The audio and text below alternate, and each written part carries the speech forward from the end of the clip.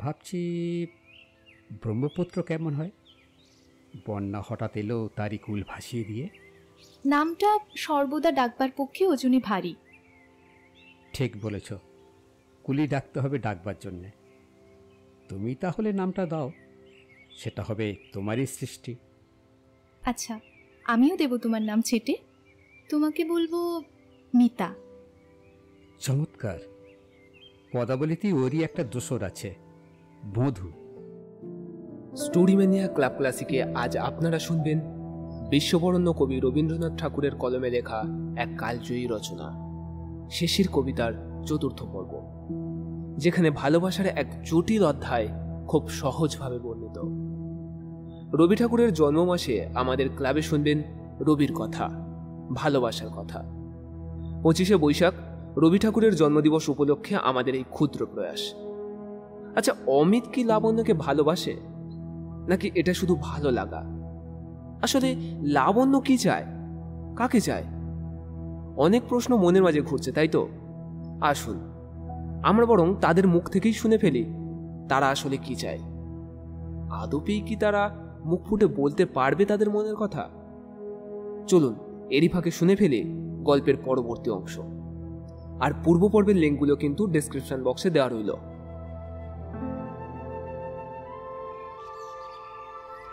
অমিত যোগমায়ের কাছে এসে বললে, মাসিমা, খটকালি করতে এলাম, বিদায়ের বেলায় কৃপণতা করবেন না।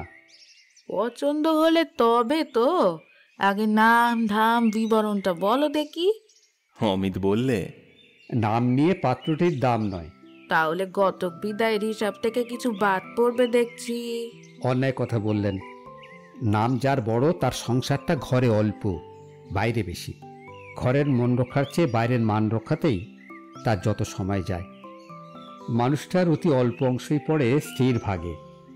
পুরু বিবাহের পক্ষে সেটুকু যথেষ্ট নয়। নামজাদা মানুষের বিবাহ স্বল্প বিবাহ, বহু বিবাহের মতো গঠিত। আচ্ছা, নামটা না হয় কাটো হলো, রূপটা? বলতে ইচ্ছে করি নে, পাছে উত্তুক্তি করে বসি।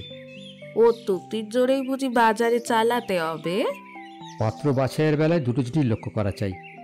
নামের দ্বারা বর যেন ঘরকে ছাড়িয়ে না যায়, আর রূপের দ্বারা কনেকে। আচ্ছা, নাম রূপ তাক, বাকিটা? বাকি যেটা রইল সব জড়িয়ে সেটাকে বলে পদার্থ। তার লোকটা অপদার্থ নয়। বুদ্ধি? লোকে যাতে ওকে বুদ্ধিমান বলে হঠাৎ ভ্রম করে, সেটুকু বুদ্ধি ওর আছে। বিদ্যে? হ্যাঁ, স্বয়ং নিউটনের মতো। ও জানে যে জ্ঞান সমুদ্রের কূলে সে নুড়ি কুড়িয়েছে মাত্র। তার মতো সাহস করে বলতে পারে না, পাছে লোকে ফস করে বিশ্বাস করে বসে। পাত্রের যোগ্যতার পর্দটা তো দেখছি কিছুটা কাটো করছে। অন্নপূর্ণার পূর্ণতা প্রকাশ করতে হবে বলেই শিব নিজেকে ভিখারি কবুল করেন, এতটুকু লজ্জা নেই। তাহলে পরিচয়টা আরো একটু স্পষ্ট করো। জানা ঘর। পাত্রটির নাম অমিত কুমার রায়। হাসছেন কেন মাসিমা? ভাবছেন কথাটা ঠাট্টা? সে ভয় মনে আছে বাবা, পাছে শেষ পর্যন্ত ঠাট্টাই হয়ে ওঠে। এই সন্দেহটা কিন্তু পাত্রের উপরে দোষারোপ মাসিমা। বাবা, সংসারটাকে হেসে হালকা করে রাখা কম ক্ষমতা নয়। মাসি, দেবতাদের সেই ক্ষমতা আছে, তাই দেবতারা বিবাহের অযোগ্য। দময়ন্তী সে কথা বুঝেছিলেন। আমার লাবণ্যকে সত্যি কি তোমার পছন্দ হয়েছে? কিরকম পরীক্ষা চান বলুন? একমাত্র পরীক্ষা হচ্ছে লাবণ্য যে তোমার হাতেই আছে, এইটি আমার নিশ্চিত জানা। কথাটাকে আরেকটু ব্যাখ্যা করুন। যে রত্নকে সস্তায় পাওয়া গেল, তারও আসল মূল্য যে বোঝে, সেই জানবো জরুরি। মাসিমা, কথাটাকে বড় বেশি সূক্ষ্ম করে তুলছেন। মনে হচ্ছে যেন একটা ছোট্ট গল্পের সাইকোলজিতে শান লাগিয়েছেন। কিন্তু কথাটা আসলে যথেষ্ট মোটা জাগতিক নিয়মে এক ভদ্রলোক এক ভদ্র রমণীকে বিয়ে করবার জন্য খেপেছে। দোষে গুণে ছেলেটি চলনসই, মেয়েটির কথা বলা বাহুল্য। এমন অবস্থায় সাধারণত মাসিমার দল স্বভাবের নিয়মেই খুশি হয়ে তখনই ঢেকিতে আনন্দ নাড়ু করতে শুরু করেন। ভয় নেই বাবা, ঢেকিতে পা পড়েছে, ধরেই নাও লাবণ্যকে তুমি পেয়েছ। তারপরেও হাতে পেয়েও যদি তোমার বাবার ইচ্ছে প্রবল থেকেই যায়, তবেই বুঝবো লাবণ্যর মতো মেয়েকে বিয়ে করবার তুমি যোগ্য। আমি যে এহেন আধুনিক, আমাকে শুধু তাক লাগিয়ে দিলেন। আধুনিকের লক্ষণটা কি দেখলে? দেখছি বিংশ শতাব্দীর মাসিমারা বিয়ে দিতেও ভয় পান। তার কারণ আগেকার শতাব্দীর মাসিমারা যাদের বিয়ে দিতেন তারা ছিল খেলার পুতুল। এখন যারা বিয়ের উমেদার, মাসিমাদের খেলার শখ মেটাবার দিকে তাদের মন নেই। ভয় নেই আপনার, বিয়ে পাওয়া ফুরোয় না, বরঞ্চ চাওয়া বেড়েই ওঠে। লাবণ্যকে বিয়ে করে এই তত্ত্ব প্রমাণ করবে বলেই অমিত রায় মর্তে অবতীর্ণ। নইলে আমার মোটর গাড়িটা অচেতন পদার্থ হয়েও অস্থানে অসময়ে এমন অদ্ভুত অঘটন ঘটিয়ে বসবে কেন? বাবা, বিবাহযোগ্য বয়সের সুর এখনো তোমার কথাবার্তায় মোটে লাগছে না। শেষে সমস্তটাই বাল্য বিবাহ না হয়ে দাঁড়ায়। মাসিমা, আমার মনে স্বকীয় একটা স্পেসিফিক গ্র্যাভিটি আছে। তারই গুণে আমার হৃদয়ের ভারী কথাগুলো মুখে খুব হালকা হয়ে ভেসে ওঠে, তাই বলে তার ওজন কমে না। যোগমায়া গেলেন ভোজের ব্যবস্থা করতে। অমিত এ ঘরে ও ঘরে ঘুরে বেড়ালেও দর্শনীয় কাউকে দেখতে পেলে না। দেখা হলো জ্যোতিশঙ্করের সঙ্গে। মনে পড়ল আজ তাকে অ্যান্টনি ক্লিওপ্যাট্রা পড়াবার কথা। অমিতর মুখের ভাব দেখেই জ্যোতি বুঝেছিল জীবের প্রতি দয়া করেই আজ তার ছুটি নেওয়া আশু কর্তব্য। সে বললে, অমিতদা, কিছু যদি মনে না করো, আজ আমি ছুটি চাই গো। আপা শিলংয়ে বেড়াতে যাব। অমিত পুলকিত হয়ে বললে, পড়ার সময় যারা ছুটি নিতে জানে না তারা পড়ে, পড়া হজম করে না। তুমি ছুটি চাইলে আমি কিছু মনে করব? এমন অসম্ভব ভয় করছো কেন?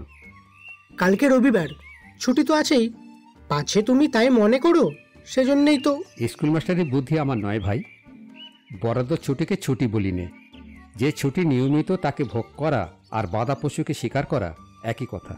ওতে ছুটির রস ফিকে হয়ে যায়।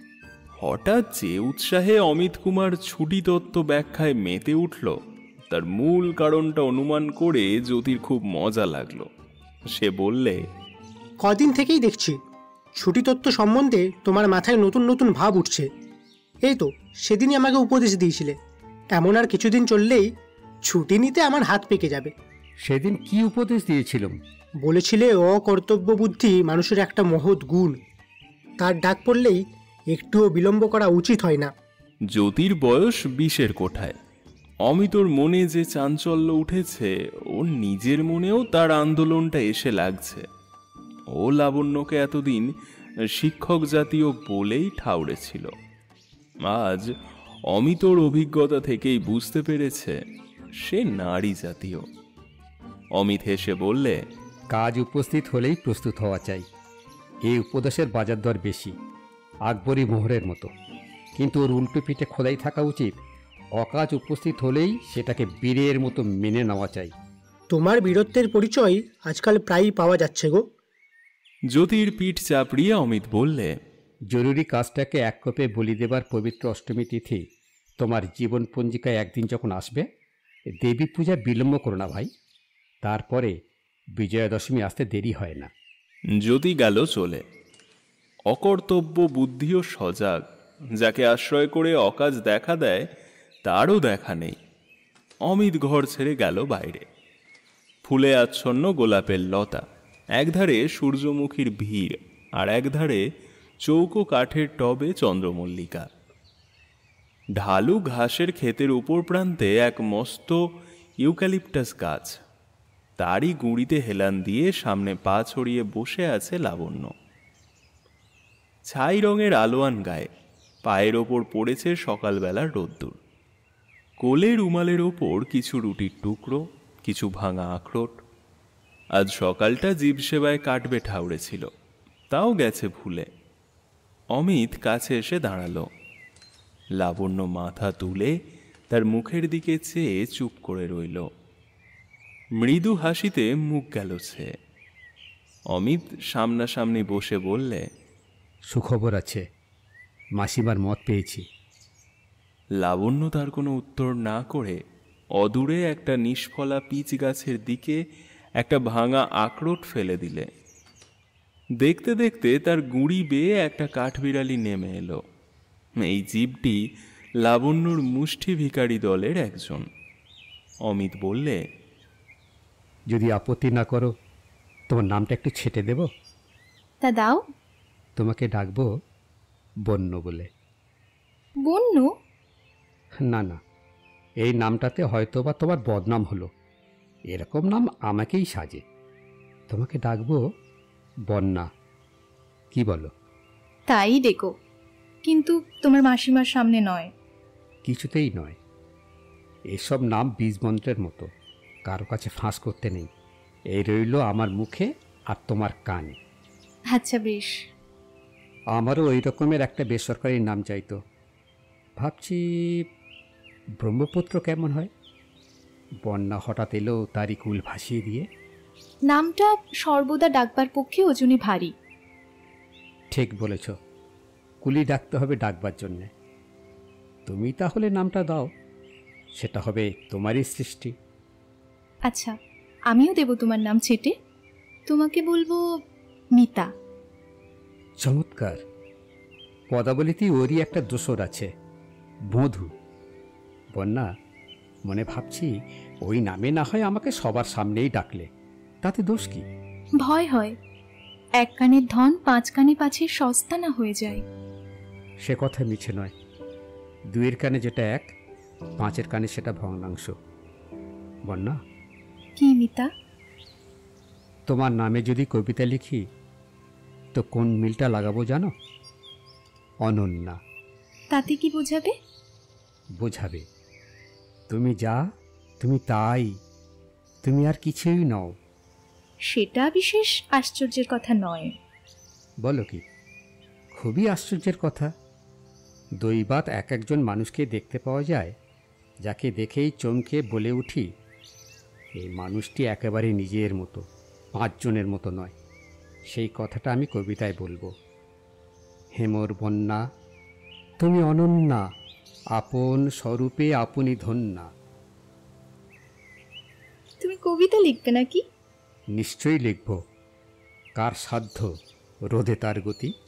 এমন মরিয়া হয়ে উঠলে কেন?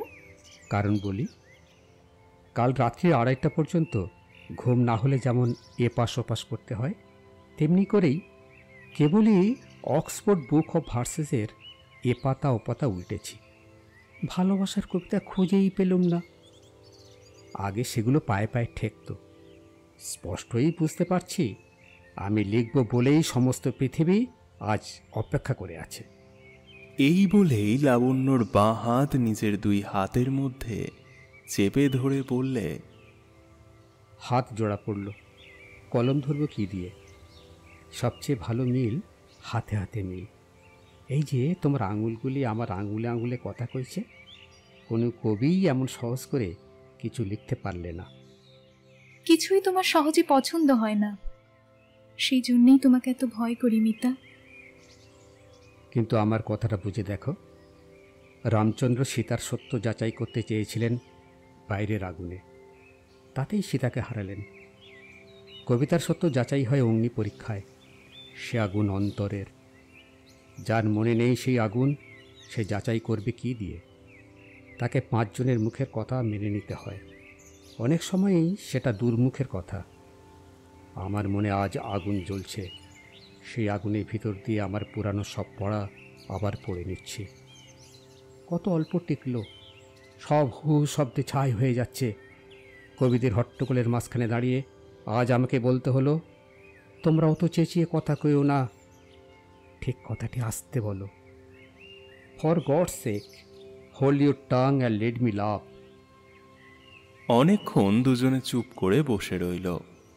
তারপরে এক সময় লাবণ্যর হাতখানি তুলে ধরে অমিত নিজের মুখের ওপর বুলিয়ে নিলে। বললে, ভেবে দেখো বন্যা, আজ এই সকালে ঠিক এই মুহূর্তে সমস্ত পৃথিবীতে কত অসংখ্য লোকই চাচ্ছে, আর কত অল্প লোকই পেলে। আমি সেই অতি অল্প লোকের মধ্যে একজন। সমস্ত পৃথিবীতে একমাত্র তুমি সেই সৌভাগ্যবান লোককে দেখতে পেলে শিলং পাহাড়ের কোণে এই ইউক্যালিপটাস গাছের তলায়। পৃথিবীতে পরম আশ্চর্যের ব্যাপারগুলি পরম নম্র, চোখে পড়তে চায় না, অথচ তোমাদের ওই তারিণী তলাপাত্র কলকাতার গোলদিঘি থেকে আরম্ভ করে নোয়াখালীর চাটগা পর্যন্ত চিৎকার শব্দে শূন্যের দিকে ঘুষি উঁচিয়ে বাঁকা পলিটিক্সের ফাঁকা আওয়াজ ছড়িয়ে এলো। সেই দুর্দান্ত বাজে খবরটা বাংলাদেশের সর্বপ্রধান খবর হয়ে উঠল। কে জানে, হয়তো এটাই ভালো। কোনটা ভালো? ভালো এই যে সংসারের আসল জিনিসগুলো হাটে বাটেই চলাফেরা করে বেড়ায়, অথচ বাজে লোকের চোখে ঠোকর খেয়ে খেয়ে মরে না। তার গভীর জানাজানি বিশ্বজগতের অন্তরে নাড়িতে নাড়িতে। আচ্ছা বন্যা, আমি তো বকেই চলেছি, তুমি চুপ করে বসে কি ভাবছো বলো তো? লাবণ্য চোখ নিচু করে বসে রইল, জবাব করলে না। অমিত বললে, তোমার এই চুপ করে থাকা যেন মাইনে না দিয়ে আমার সব কথাকে বরখাস্ত করে দেওয়ার মতো। লাবণ্য চোখ নিচু করেই বললে, তোমার কথা শুনে আমার ভয় হয় মিতা। ভয় কিসের? তুমি আমার কাছে কি যে চাও, আর আমি তোমাকে কতটুকুই বা দিতে পারি ভেবে পাইনি। কিছু না ভেবেই তুমি দিতে পারো, এটাতেই তো তোমার দানের দাম। তুমি যখন বললে কর্তামা সম্মতি দিয়েছেন, আমার মনটা কেমন করে উঠল। মনে হলো এইবার আমার ধরা পড়বার দিন আসছে। ধরাই তো পড়তে হবে। মিতা, তোমার রুচি, তোমার বুদ্ধি আমার অনেক ওপরে। তোমার সঙ্গে একত্রে পথ চলতে গিয়ে একদিন তোমার থেকে বহু দূরে পিছিয়ে পড়ব। তখন আর তুমি আমাকে ফিরে ডাকবে না। সেদিন আমি তোমাকে একটুও দোষ দেব না। না না, কিছু বলো না, আমার কথাটা আগে শোনো। মিনতি করে বলছি, আমাকে বিয়ে করতে চেও না। বিয়ে করে তখন গ্রন্থি খুলতে গেলে তাতে আরও জট পড়ে যাবে। তোমার কাছ থেকে আমি যা পেয়েছি সেই আমার পক্ষে যথেষ্ট। জীবনের শেষ পর্যন্ত চলবে। তুমি কিন্তু নিজেকে ভুলিও না। বন্যা, তুমি আজকের দিনের ঔদার্যের মধ্যে কালকের দিনের কার্পণ্যের আশঙ্কা কেন তুলছ? মিতা, তুমি আমাকে সত্য বলবার জোর দিয়েছ। আজ তোমাকে যা বলছি তুমি নিজেও তা ভেতরে ভেতরে জানো, মানতে চাও না। পাছে যে রস এখন তুমি ভোগ করছো তাতে একটুও খটকা বাঁধে। তুমি তো সংসার ফাঁদবার মানুষ নও। তুমি রুচি তৃষ্ণা মেটাবার জন্য ফিরো। সাহিত্যে সাহিত্যে তাই তোমার বিহার। আমার কাছেও তুমি সেই জন্যেই এসেছো। বলবো ঠিক কথাটা? বিয়েটাকে তুমি মনে মনে জানো, যাকে তুমি সর্বদাই বলো ভালগার, ওটা বড় রেসপেক্টেবল। ওটা শাস্ত্রের দোহাই পড়া সেই সব বিষয়ী লোকের পোষা জিনিস যারা সম্পত্তির সঙ্গে সহধর্মিণীকে মিলিয়ে নিয়ে খুব মোটা তাকিয়া ঠ্যাসান দিয়ে বসে। বন্যা, তুমি আশ্চর্য নরম সুরে আশ্চর্য কঠিন কথা বলতে পারো। মিতা, ভালোবাসার জোরে চিরদিন যেন কঠিন থাকতেই পারি। তোমাকে ভোলাতে গিয়ে যেন একটু ফাঁকি না দিই। তুমি যা আছো ঠিক তাই থেকো। তোমার রুচিতে আমাকে যতটুকু ভালো লাগে ততটুকুই লাগুক, কিন্তু একটু তুমি দায়িত্ব নিও না, তাতেই আমি খুশি হব। বন্যা, এবার তবে আমার কথাটা বলতে দাও। কি আশ্চর্য করেই তুমি আমার চরিত্রের ব্যাখ্যা করেছ, তা নিয়ে কথা কাটাকাটি করব না। কিন্তু একটা জায়গায় তোমার ভুল আছে। মানুষের চরিত্র জিনিসটাও চলে। ঘর পোষা অবস্থায় তার একরকম শিকলি বাঁধা স্থাবর পরিচয়। তারপর একদিন ভাগ্যের হঠাৎ এক ঘায়ে তার শিকলি কাটে, সে ছুট দেয় অরণ্যে। তখন তার আর এক মূর্তি। আজ তুমি তার কোনটা? যেটা আমার বরাবরের সঙ্গে মেলে না সেইটি। এর আগে অনেক মেয়ের সঙ্গে আমার আলাপ হয়েছিল, সমাজের কাটা খাল বেয়ে বাঁধা ঘাটে রুচির ঢাকা লণ্ঠন জ্বালিয়ে। তাতে দেখাশোনা হয়, চেনাশোনা হয় না। তুমি নিজেই বলো বন্যা, তোমার সঙ্গেও কি আমার সেই আলাপ? লাবণ্য চুপ করে রইল। অমিত বললে, বাইরে বাইরে দুটি নক্ষত্র পরস্পরকে সেলাম করতে করতে প্রদক্ষিণ করে চলে। কায়দাটা বেশ শোভন, নিরাপদ। সেটাতে যেন তাদের রুচির টান, মর্মের মিল নয়। হঠাৎ যদি মরণের ধাক্কা লাগে, নেমে যায় দুটি তারার লণ্ঠন, দোহে এক হয়ে উঠবার আগুন ওঠে জ্বলে। সেই আগুন জ্বলেছে, অমিত রায় বদলে গেল। মানুষের ইতিহাসটাই এই রকম। তাকে দেখে মনে হয় ধারাবাহিক, কিন্তু আসলে সে আকস্মিকের মালা গাঁথা। সৃষ্টির গতি চলে সেই আকস্মিকের ধাক্কায় ধাক্কায়, দমকে দমকে। যুগের পর যুগ এগিয়ে যায় ঝাপতালের লয়ে। তুমি আমার তাল বদলিয়ে দিয়েছ বন্যা। সেই তালেই তো তোমার সুরে আমার সুরে গাঁথা পড়ল। লাবণ্যর চোখের পাতা ভিজে এলো, তবু একথা মনে না করে থাকতে পারলে না যে অমিতের মনের গড়নটা সাহিত্যিক। প্রত্যেক অভিজ্ঞতায় ওর মুখে কথার উচ্ছ্বাস তোলে, সেইটাই ওর জীবনের ফসল। তাতেই ও আনন্দ পায়। আমাকে ওর প্রয়োজন সেই জন্যেই। যেসব কথা ওর মনে বরফ হয়ে জমে আছে, ও নিজে যার ভার বোধ করে কিন্তু আওয়াজ পায় না, আমার উত্তাপ লাগিয়ে তাকে গলিয়ে ছড়িয়ে দিতে হবে। দুজনে অনেকক্ষণ চুপ করে বসে থেকে লাবণ্য হঠাৎ এক সময় প্রশ্ন করলে, আচ্ছা মিতা, তুমি কি মনে করো না যেদিন তাজমহল তৈরি শেষ হলো সেদিন মমতাজের মৃত্যুর জন্যে শাহজাহান খুশি হয়েছিলেন? তার স্বপ্নকে অমর করবার জন্যে এই মৃত্যুর দরকার ছিল। এই মৃত্যুই মমতাজের সবচেয়ে বড় প্রেমের দান। তাজমহলে শাহজাহানের শোক প্রকাশ পায়নি, তার আনন্দ রূপ ধরেছে। অমিত বললে, তোমার কথায় তুমি ক্ষণে ক্ষণে আমাকে চমক লাগিয়ে দিচ্ছ। তুমি নিশ্চয়ই কবি। আমি চাইনি কবি হতে। কেন চাও না? জীবনের উত্তাপে কেবল কথার প্রদীপ জ্বালাতে আমার মন যায় না। জগতে যারা উৎসব সভা সাজাবার হুকুম পেয়েছে, কথা তাদের পক্ষেই ভালো। আমার জীবনের তাপ জীবনের কাজের জন্যেই। বন্যা, তুমি কথাকে অস্বীকার করছো? জানো না তোমার কথা আমাকে কেমন করে জাগিয়ে দেয়? তুমি কি করে জানবে তুমি কি বলো আর সে বলার কি অর্থ? আবার দেখছি নিবারণ চক্রবর্তীকে ডাকতে হলো। ওর নাম শুনে শুনে তুমি বিরক্ত হয়ে গেছো। কিন্তু কি করব বলো, ওই লোকটা আমার মনের কথার ভাণ্ডারী। নিবারণ এখনো নিজের কাছে নিজে পুরনো হয়ে যায়নি। ওর প্রত্যেকবারই যে কবিতা লেখে সে ওর প্রথম কবিতা। সেদিন ওর খাতা ঘাঁটতে ঘাঁটতে অল্পদিন আগেকার একটা লেখা পাওয়া গেল, ঝর্ণার উপর কবিতা। কি করে খবর পেয়েছে শিলং পাহাড়ে এসে আমার ঝর্ণা আমি খুঁজে পেয়েছি। ও লিখেছে,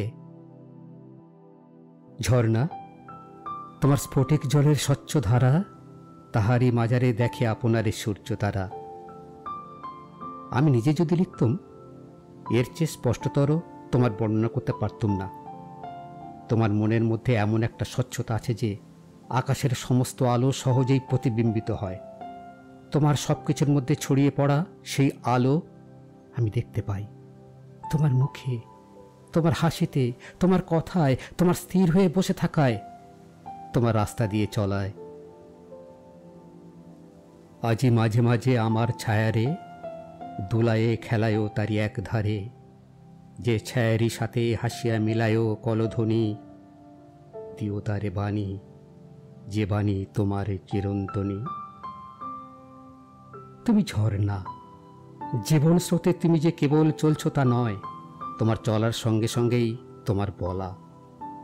সংসারে যেসব কঠিন অচল পাথরগুলির উপর দিয়ে চলো তারাও তোমার সংঘাতে সুরে বেজে ওঠে। আমার ছায়াতে তোমার হাসিতে মিলিত ছবি, তাই নিয়ে আজি পরনে আমার মেতেছে কবি। পদে পদে তব আলোর ঝলকে, ভাষা আনে প্রাণে পলকে পলকে। মোর বাণী রূপে দেখিলাম আজি নির্ঝরণী, তোমার প্রবাহে মনের জাগায় নিজের চিনি। লাবণ্য একটু ম্লান হাসি হেসে বললে, যতই আমার আলো থাক আর ধ্বনি থাক, তোমার ছায়া তবু ছায়াই। সে ছায়াকে আমি ধরে রাখতে পারবো না। অমিত বললে, কিন্তু একদিন হয়তো দেখবে আর কিছু যদি না থাকে, আমার বাণী রূপ রয়েছে। লাবণ্য হেসে বললে, কোথায়? নিবারণ চক্রবর্তীর খাতায়? আশ্চর্য কিছুই নেই। আমার মনের নিচের স্তরে যে ধারা বয়, নিবারণের ফোয়ারায় কেমন করে সেটা বেরিয়ে আসে। তাহলে কোনো একদিন হয়তো কেবল নিবারণ চক্রবর্তীর ফোয়ারার মধ্যেই তোমার মনটিকে পাবো, আর কোথাও নয়। এমন সময় বাসা থেকে লোক এলো ডাকতে, খাবার তৈরি। অমিত চলতে চলতে ভাবতে লাগলো যে লাবণ্য বুদ্ধির আলোতে সমস্ত স্পষ্ট করে জানতে চায়।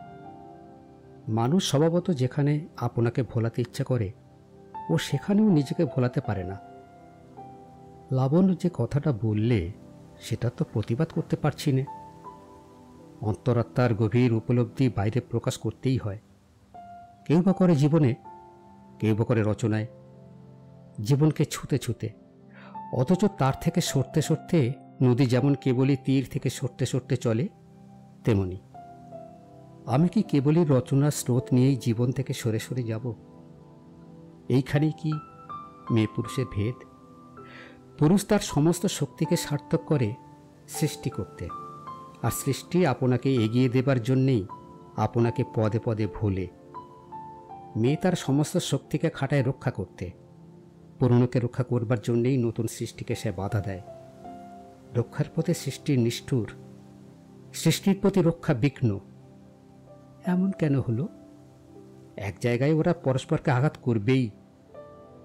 যেখানে খুব করে মিল, সেইখানেই মস্ত বিরুদ্ধতা। তাই ভাবছি, আমাদের সকলের চেয়ে বড় যে পাওনা, সে মিলন নয়, সে মুক্তি। এ কথাটা ভাবতে অমিতকে পীড়া দিলে, কিন্তু ওর মন এটাকে অস্বীকার করতে পারলে না।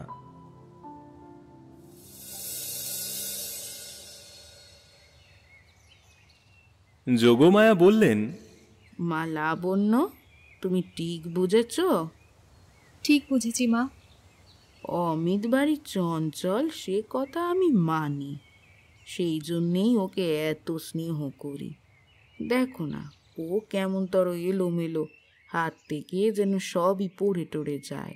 ওকে সবই যদি ধরে রাখতেই হতো, হাত থেকে সবই যদি খসে খসে না পড়তো, তাহলেই ওর ঘটতো বিপদ। ওর নিয়ম হচ্ছে, হয় উনি পেয়েও পাবেন না, নয় উনি পেয়েই হারাবেন।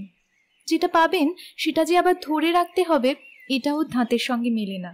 সত্যি করে বলি বাছা, ও ছেলে মানুষই আমার বাড়ি ভালো লাগে। সেটা হলো মায়ের ধর্ম। ছেলে মানুষের দায় যত কিছু সব মায়ের, আর ছেলের যত কিছু সব খেলা। কিন্তু আমাকে কেন বলছো দায় নিতে যে পারে না তার উপরে দায় চাপাতে? দেখছো না লাবণ্য, ওর কেমন দুরন্ত মন। আজকাল অনেকখানি যেন ঠান্ডা হয়ে গেছে। দেখে আমার বড় মায়া হয়। যাই বলো, ও তোমায় ভালোবাসে। তা বাসেন, তাহলে আর ভাবনা কিসের? কর্তামা, ওর যেটা স্বভাব তার উপর আমি একটু অত্যাচার করতে চাইনি। আমি তো এই জানি লাবণ্য, ভালোবাসা খানিকটা অত্যাচার চায়, অত্যাচার করেও। কর্তামা, সে অত্যাচারের ক্ষেত্র আছে, কিন্তু স্বভাবের ওপর পীড়ন সয় না। সাহিত্যে ভালোবাসার বই যতই পড়লেম, এই কথাটা বারবার আমার মনে হয়েছে। ভালোবাসার ট্র্যাজেডি ঘটে সেখানেই যেখানে পরস্পরকে স্বতন্ত্র জেনে মানুষ সন্তুষ্ট থাকতে পারেনি, নিজের ইচ্ছেকে অন্যের ইচ্ছে করবার জন্যে যেখানে জুলুম, যেখানে মনে করি আপন মনের মতো করে বদলিয়ে অন্যকে সৃষ্টি করব।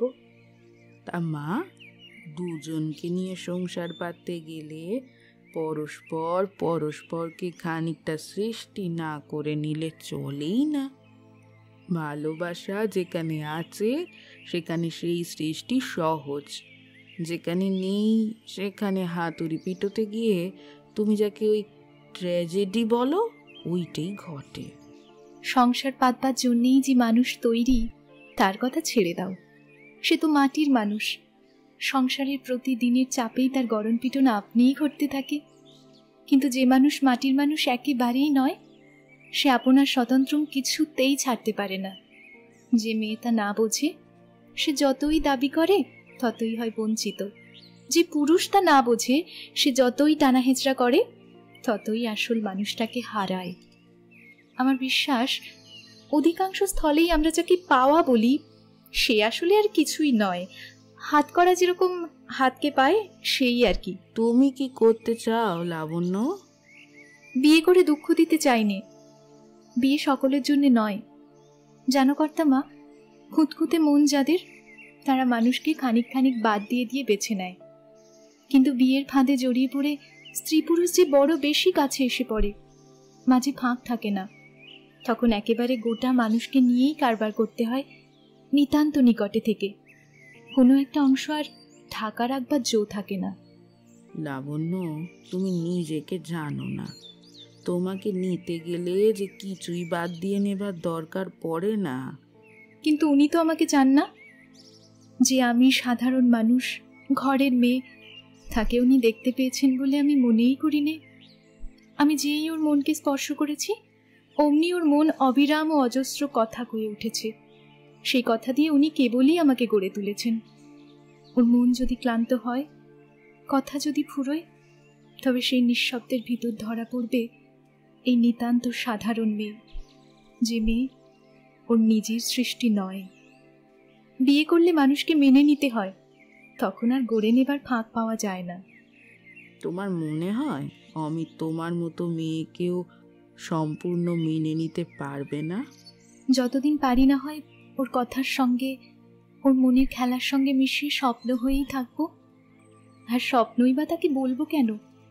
সে আমার একটা বিশেষ জন্ম, একটা বিশেষ রূপ, একটা বিশেষ জগতে সে সত্য হয়ে দেখা দিয়েছে। না হয় সে গুটি থেকে বের হয়ে আসা 2-4 দিনের রঙিন প্রজাপতিই হলো, তাতে দোষ কি? জগতে প্রজাপতি আর কিছুর চেয়ে কম যে সত্য, তা তো নয়।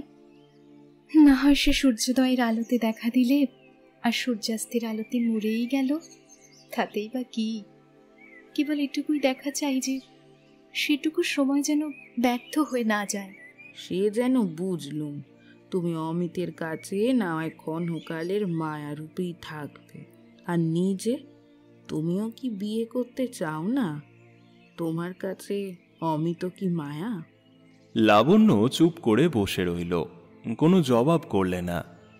যোগমায়া বললেন, তুমি যখন তর্ক করো তখন বুঝতে পারি তুমি অনেক বই পড়া মেয়ে। তোমার মতো করে ভাবতেও পারি নে, কথা কইতেও পারি নে। শুধু তাই নয়, হয়তো কাজের বেলাতেও এত শক্ত হতে পারিনি।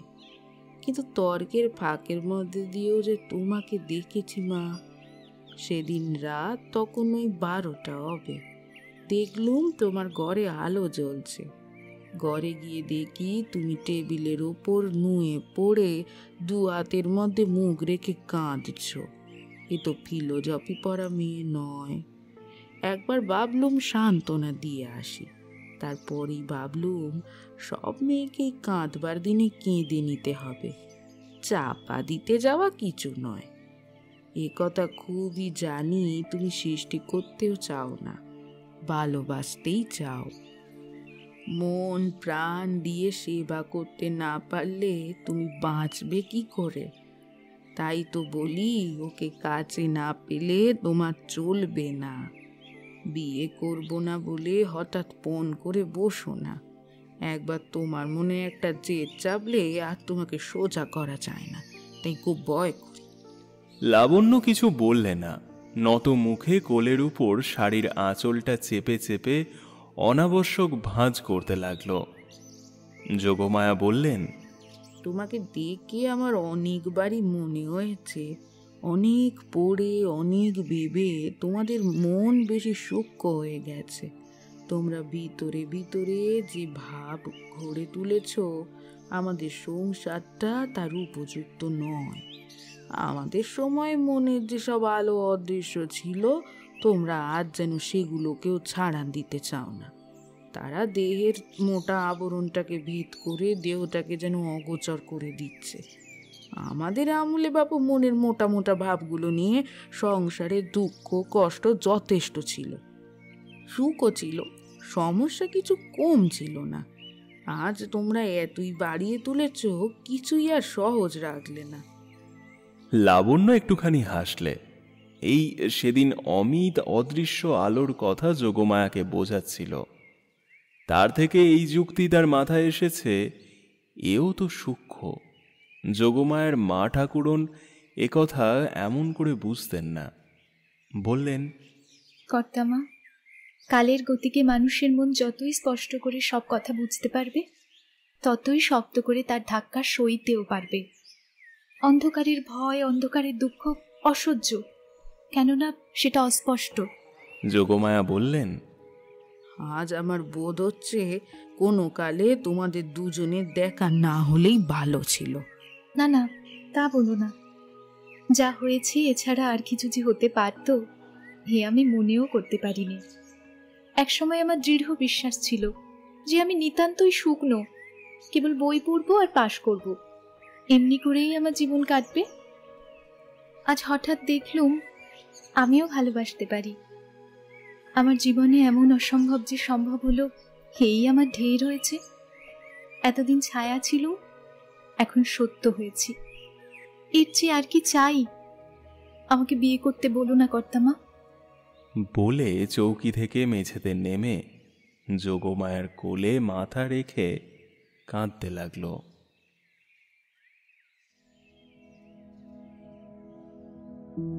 এতক্ষণ শুনছিলেন রবি ঠাকুরের কলমে লেখা শেষের কবিতার ৪র্থ পর্ব।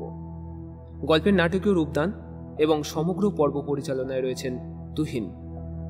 গল্পের পোস্টার ডিজাইন করেছেন শুভদীপ এবং সাউন্ড ও এডিটিংয়ে উজ্জ্বল অধিকারী। এছাড়াও বিভিন্ন চরিত্রে রয়েছে সৌম্যদীপ, হিল্লোল, আফসানা, খুশি এবং অগ্রজ। এখন এই পর্যন্ত। পরবর্তী পর্ব নিয়ে আমরা ফিরছি আগামী শুক্রবার ঠিক এই সময়। ততক্ষণ শুনতে থাকুন, শোনাতে থাকুন আমার প্রিয়, আপনার প্রিয় স্টোরি ম্যানিয়া ক্লাব। সাথে সুস্থ থাকুন, ভালো থাকুন। ধন্যবাদ। সাথে শুভরাত্রি।